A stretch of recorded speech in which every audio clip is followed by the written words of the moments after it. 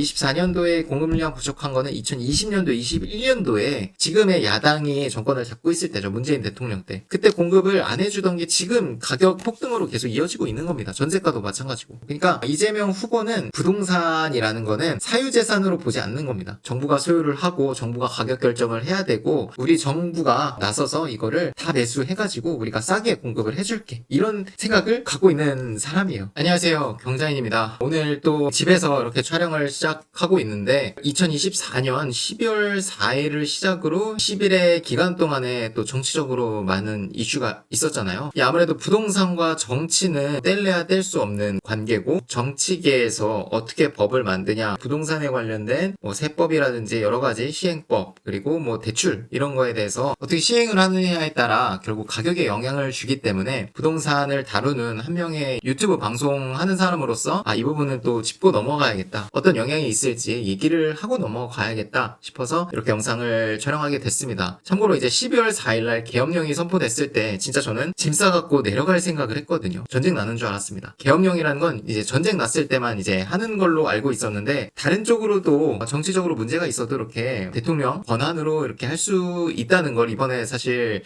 처음 알게 됐습니다. 2024년 12월 14일을 기점으로 탄핵소추안이 가결이 됐죠. 앞으로 어떻게 진행될 게 예상이 되고 어떻게 될 건지에 대해서 말씀을 드려보려고 합니다. 우리나라를 대표하는 아파트라고 하면 아무래도 수도권 아파트가 가장 가격도 높고 수요도 많이 몰려있고 우리나라 인구의 절반이 수도권에 살고 계시기 때문에 소득 수준이 높으신 분들이나 낮은 분들이나 모두 다 아파트에 살고 싶어 하는 거는 마찬가지잖아요. 그래서 이 수도권 아파트를 중점으로 앞으로 어떻게 바뀔 건지에 대해서 좀 말씀을 드려보려고 합니다. 그래서 보시는 것처럼 지금 이제 서울 아파트를 중심으로 가격도 조금씩 이제 움직이고 있으면서 매매가가 움직이기 전부터 이제 전세가율이 계속 빠르게 올랐었거든요. 2주 전 기사, 전세가율 2년 만에 최대치, 갭투자 신호탄, 전세가율 23개월 만에 최고, 2년 만에 최대치, 9년 만에 최대치. 그래서 전세가가 지금 빠르게 올라가고 있다는 기사들을 여러분들이 확인을 하실 수가 있습니다. 자, 그러면 제가 오늘 아파트 매매가에 대해서 말씀을 드릴 건데 왜 전세가를 먼저 얘기를 하냐. 아파트의 매매가라는 건 전세가와 굉장히 많은 상호작용이 있으면서 전세가와 매매가는 뗄래야 뗄 수 없는 관계입니다. 결론적으로는 전세가가 안정이 돼야지 매매가도 안정이 될 수 있거든요. 반대로 전세가가 오르게 된다면 전세가가 올라서 매매가랑 비슷해지는 시기가 있겠죠. 그래서 그게 비슷해지면 전세로 집을 알아보시던 분들이 돈을 더 못해서 내가 집을 사버려요. 평생 전세만 살고 싶은 사람은 없습니다. 가격이 비슷해지면 전세 수요가 매매로 넘어가면서 매매 수요로 사람들이 몰리고 매매가가 상승되게 됩니다. 반대로 얘기하면 집값을 안정시키고 싶으면 전세가를 잡아야 돼요. 전세가를 잡지 않고 집값을 안정시키겠다? 이거는 말도 안 되는 얘기입니다. 이 전세를 잡으려면 그리고 공급량에 받쳐줘야 돼요. 예전에 이제 송파구에 대량 입주 많은 물량이 한꺼번에 들어왔을 때를 생각해보면 그리고 더 옛날로 넘어가면은 1기 신도시, 2기 신도시 이런 게 공급되면서 단기적으로 굉장히 빠르게 전세가가 내려갔었거든요. 많은 물량들이 한꺼번에 전세 시장으로 나오게 되면서 전세값이 내려갔거든요. 그러면서 집값도 안정이 됐었습니다. 한동안. 근데 지금 문제는 뭐냐면 공급 예정 물량이 다 멈춰 있다는 거예요. 건설사도 멈추고 있고 재개발도 멈추고 있고 모든 부동산에 관련된 전문가들이 다 하나같이 지금 공급량이 너무 큰 문제다. 서울에 너무 공급이 없다라고 얘기하는 게 공급이 없는 그 단순한 그 단편적인 걸 얘기하는 게 아니라 공급이 있어야 전세가 안정이 되고 그래야 매매가가 안정이 되는 건데 그게 없기 때문에 결국 전세가가 앞으로도 올라갈 거고 전세가가 올라가게 되면 당연히 밀어서 매매가도 올라갈 수밖에 없다라고 한결같이 얘기를 하는 이유입니다. 탄핵소추안 얘기를 하고 계엄령을 얘기했는데 왜 갑자기 또 아파트 전세가나 매매가를 얘기하냐. 이거를 말씀드리고 나서 정권이 교체되고 나서 어떻게 우리가 대비를 해야 되는지 어떤 상황이 올 건지 말씀드리려고 합니다. 정당 이름을 얘기하는 것도 조심스럽긴 한데 역사적으로 탄핵됐던 그 당에 속해 있던 대통령 후보가 당선이 된 적은 없었죠. 야당의 대표가 대통령이 될 확률이 굉장히 높을 것 같은데 그게 이제 이재명 후보라고 할 수 있겠죠. 이재명 후보가 이 부동산에 관해서 어떤 생각을 갖고 있는 사람이고 어떤 것들을 주장해 왔는지에 대해서 말씀드리면은 우리가 앞으로 어떻게 대비를 해야 되는지 어떤 상황이 올 건지 알 수 있고 말씀을 드리려고 합니다. 부동산에 어떤 영향을 줄 확률이 높은지에 대해서 의견을 나눠주는 사람이니까 그 정도 의견을 좀 참고해 주시면은 좋을 것 같아요. 집을 가진 사람과 안 가진 사람 그냥 모두가 힘든 상황이 오지 않을까 생각을 합니다. 왜 그런지 이제 뒤에서 또 말씀을 드려볼게요. 일단은 그 당에서 여기 이제 3번 신도시 도시계획과 김진애 열린민주당 의원이 뭐 20년 기사긴 하지만 당시에도 뭐 공급 부족이 예상이 된다 막 얘기가 나왔었거든요. 공급 부족론은 뭐 헛소리, 보유세 인상 적극 밀어드리겠다. 그러니까 다주택자들 가진 사람들의 세금을 부과해서 무주택자 분들의 더 좋은 곳에 저렴한 데에 살 수 있도록 도와주겠다.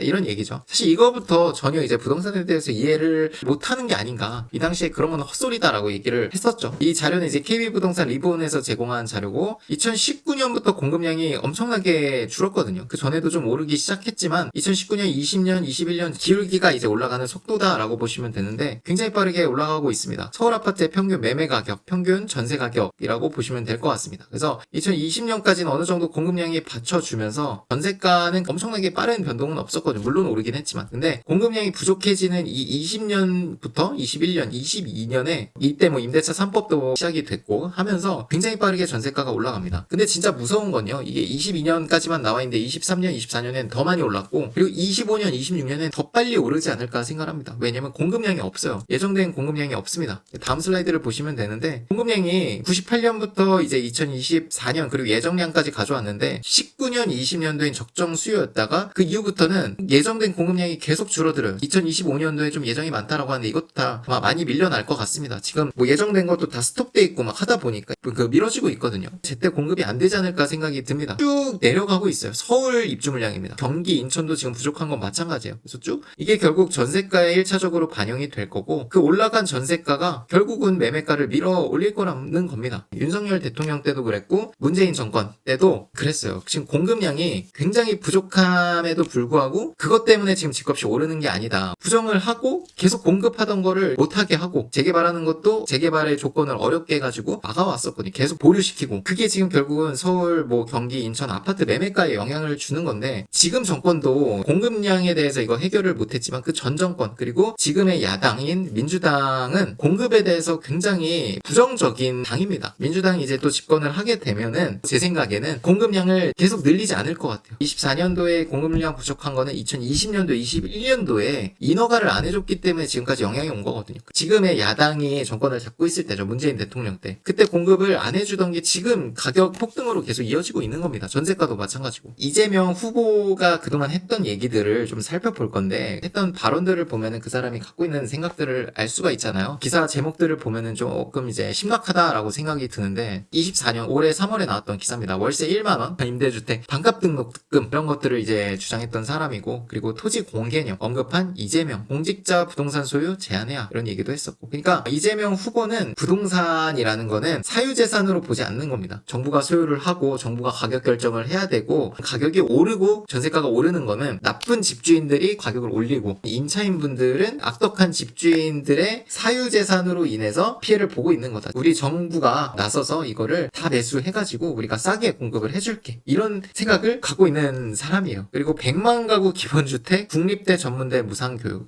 이거는 무슨 돈으로 하려고 하는 건지 일단 모르겠고 이거를 한다고 했을 때 좋아요. 딱 보기에는 정말 이제 아름다운 세상이 펼쳐질 것 같고 공평하게 살 수 있을 것 같고 공평하다는 거를 전제로 하는 그 사상들이 되게 위험한 거거든요. 그게 공산주의고 그게 사회주의잖아요. 이렇게 정부가 적극적으로 개입했을 때 항상 부작용들이 있었거든요. 이윤을 추구하는 기업에서 공급한 아파트 빌라들이 훨씬 상태가 좋을 거잖아요. 그 좋은 집에 들어가고 싶어하는 욕망이 있는 사람들이나 돈을 열심히 벌고 했던 사람들은 더 많은 비용들을 앞으로 내야 될 것 같아요. 왜냐면 앞으로 그런 물량의 공급이 더 줄어들 테니까 정부가 나서서 공급을 해야 된다는 생각을 갖고 있는 정권이고 대표이기 때문에 더 좋은 집이 공급됐어야 될 그 자리에 정부가 LH가 공급을 할 거니까 좋은 집에 공급될 자리들은 점점점 없어지게 되겠죠. 그러면 좋은 집들은 더 희소가치가 높아지게 될 겁니다. 이런 무한갱신 청구 이게 결국 철회됐다고 하는데 철회됐으니까 이제 안 나오겠지가 아닙니다. 요거 임대차 3법 나왔을 때도 얘기 나왔었어요. 2+2가 아니라 이거를 무한갱신을 해줘야 된다라고 몇 달 안 돼서 나왔습니다. 그때도 시장 문매에 철회를 했었는데 지금 또 나왔던 거거든요. 나왔거든요. 앞으로 또 나올 수도 있는 겁니다. 그러니까 야당이 정권을 잡게 되면 이런 생각을 갖고 있는 사람이 대통령인데 이거 안 밀어주겠어요? 임대차 보호법 평생 무한 갱신 청구. 야당이 정권을 잡게 되면 저는 이거 시행될 것 같아요. 제 생각에는. 예상입니다. 저번 영상 때 이제 썼던 명언인데 지옥으로 가는 길은 선의로 포장돼 있다. 앞에서 봤던 이게 진짜 선이죠. 뜻은 너무 좋잖아요. 이게 실제로 해놓고 보면은 이게 최악의 상황을 만들 수도 있는 거거든요. 발언했던 그런 법이 시행됐을 때 어떤 전망이 되는지 좀 얘기를 드려보려고 합니다. 결국 이거예요. 공급을 다 죽일 겁니다. 사기업 주도로 한 공급 물량은 계속 줄어들 것 같습니다. 그리고 그 자리를 국가에서 하는 그 공공임대사업, 공공물량 공급, 뭐 LH가 짓는 뭐 아파트들 이런 걸로 채워 나가겠죠. 물량이 정부 주도하에 할 수 있는 건 한정돼 있어요. 세금이 무한하지 않잖아요. 한정돼 있는 자원으로 공급하는 거는 한계가 있다는 거죠. 힐스테이트가 지어졌어야 될 그 땅들에 이제 정부가 나서서 LH를 짓는 상황이 올 수도 있습니다. 앞으로는. 그래서 부족해진 공급량 때문에 전월세가 1차적으로 올라갈 거였고요. 그 다음에 이제 매매가가 올라가게 되겠죠. 그렇게 이제 양극화를 만들 겁니다. 올라간 아파트 가격을 보면서 편을 나누겠죠. 더 많은 사람들이 임대주택 그리고 전월세로 살 수 있도록 만들 겁니다. 그래야지 해당 정당이 표를 더 많이 받을 거니까. 소위 말하는 좋은 아파트, 좋은 집들은 잘 공급이 안 될 것 같아요. 그러면 기존에 있는 좋은 집들의 희소 가치는 더 높아지게 되고 가격은 더 빠르게 올라가게 되겠죠. 저를 포함한 임대인 대상으로 많은 징벌적 세금이 예상이 됩니다. 무섭죠. 이제 앞으로 다가올 폭풍들이 정말 무섭습니다. 대출 규제를 계속할 것 같습니다. 왜냐하면 일반 아파트나 이런 거를 공공재로 간주하기 때문에 공공재를 은행 빚을 져가지고 사? 말도 안 되는 소리 하지 마. 대출 막을 것 같습니다. 부동산의 사적재산을 인정하지 않는 생각을 갖고 있는 분이기 때문에 사적재산이 아닌 공공재를 대출받아서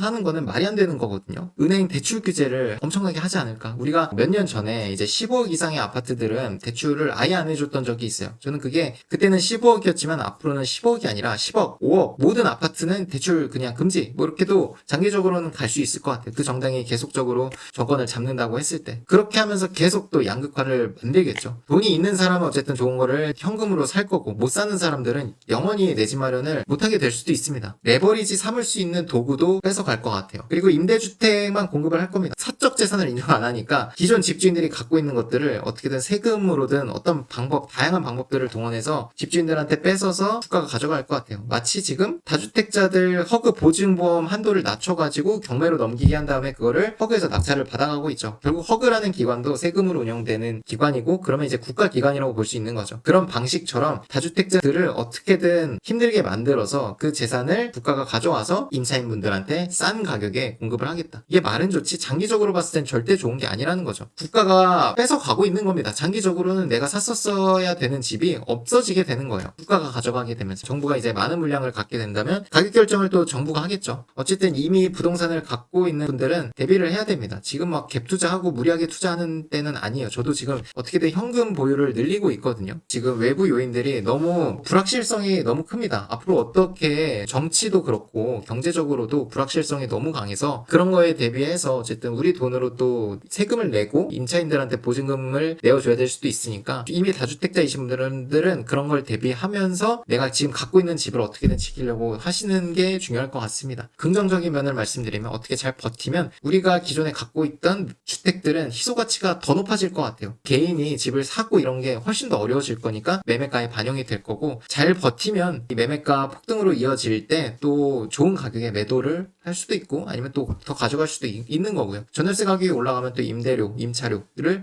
더 받을 수도 있겠죠. 위기 같은 상황을 기회로 승화시키려면 어려운 상황들이 올 텐데 그걸 잘 버틸 수 있으면 매매가 상승 그리고 임대, 더 높은 임대료를 받을 수도 있을 것 같습니다. 정치계가 어떻게 정리가 되는지 좀 관심 있게 보시면 좋겠습니다. 긴 시간 영상 봐주셔서 감사드리고 다음 영상으로 뵙겠습니다. 감사합니다.